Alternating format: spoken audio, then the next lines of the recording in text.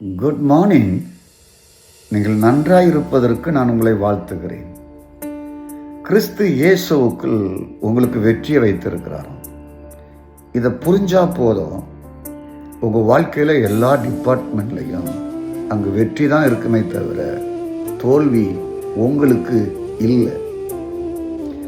தோல்வி உங்களுக்கு முன்குறிக்கப்படலை, வெற்றியை தான் முன்குறித்திருக்கிறார். குடும்பமாக மனைவி பிள்ளைகள் எந்தெந்த டிபார்ட்மெண்ட்டில் இருக்கிறாங்களோ, அது சின்ன இடமோ பெரிய இடமோ, உலகத்தில் எங்கு இருந்தாலும் உங்கள் பிள்ளைகளுக்கு உங்கள் சந்ததிகளுக்கு வெற்றியை மட்டும் கர்த்தர் வைத்திருக்கிறார். வெற்றியை சுதந்திரிப்பேன் அப்படின்னு நம்புங்க, புரியுங்க. வெற்றி உங்களை நோக்கி பின்தொடரும், அதை சுதந்திரிப்பீங்க. ரெண்டாவதாக ஒன்று சொல்லுறேன், நீங்கள் கவனமாக கவனிங்க.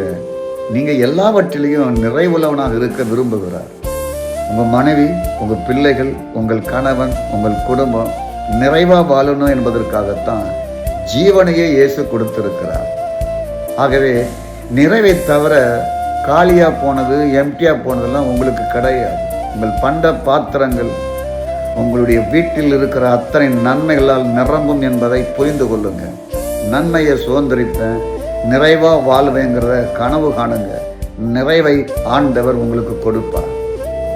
அடுத்தபடியாக சொல்கிறேன், கவனமாக கேளுங்க. நீங்களும் உங்கள் மனைவி பிள்ளைகளும் 24 மணி நேரமும் சமாதானமாக சந்தோஷமாக மகிழ்ச்சியாக இருக்கத்தான் ஃபேமிலியை கர்த்தர் கொடுத்திருக்கிறார். ஆகவே உங்கள் பிள்ளைகளுக்கு சமாதானம் தொடரும். உங்கள் கணவன் மனைவி உறவிலே சமாதானம் பிறக்கும். நீங்கள் வேலை செய்கிற அத்தனை காரியங்களிலும் சமாதானம் நிரம்பி வலியும் என்பதை புரியுங்க.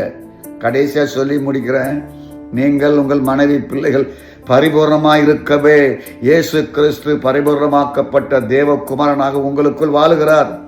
எல்லாவற்றையும் பரிபூர்ணமாக சம்பூர்ணமாக இருக்க கடவுள் விரும்புகிறார். அந்த வாழ்க்கை இந்த நாளில் உங்களுக்கு பெற்று அணுவீங்க. நாளைக்கு சந்திப்போம். God bless you.